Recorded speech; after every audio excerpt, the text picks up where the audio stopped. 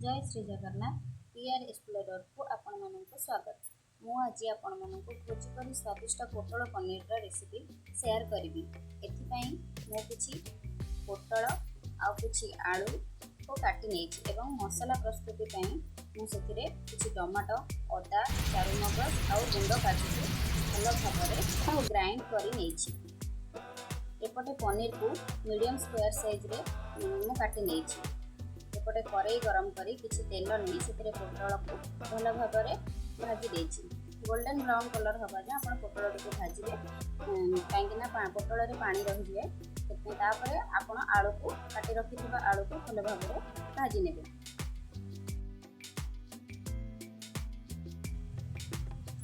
आलूटा भाजी हो सारा पर देखो मुझे कड़ाई रे तेल नहीं तादरे किछि चीनी पकेली।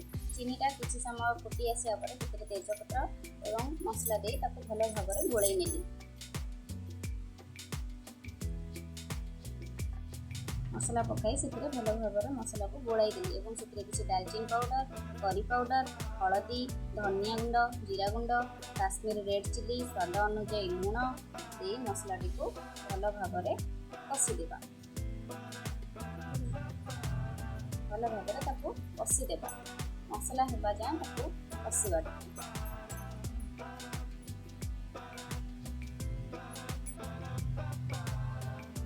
ये मसला मोर कषि भाजी रखी पोटल और आलू को तादे पकाई भल भाव कषिदेली गोलैदेली।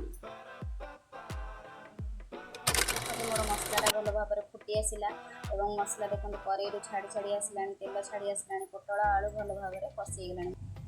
से मुझे पानी देवी भल भाव घोड़ाई देवी फुटा देवा। फुटीगला फुटला पानी तरकारीटा फुटला से आम काटे रखी पनीर को तरकारी पकाइबा। कंचा पनीर पकाइबा द्वारा पनीर टी सॉफ्ट होता है एवं भल स्वादिष्ट लगी था पनीर को।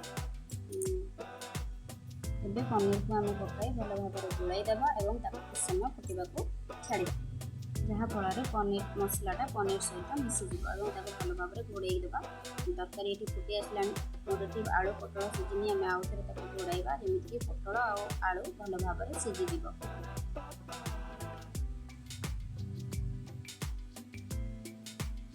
देखते मोर तरकारी प्रस्तुत होगा। मुझे किसी गरम मसला और काटी रखी धनिया पत्र को भल भाव पकाई गोलाई देवी।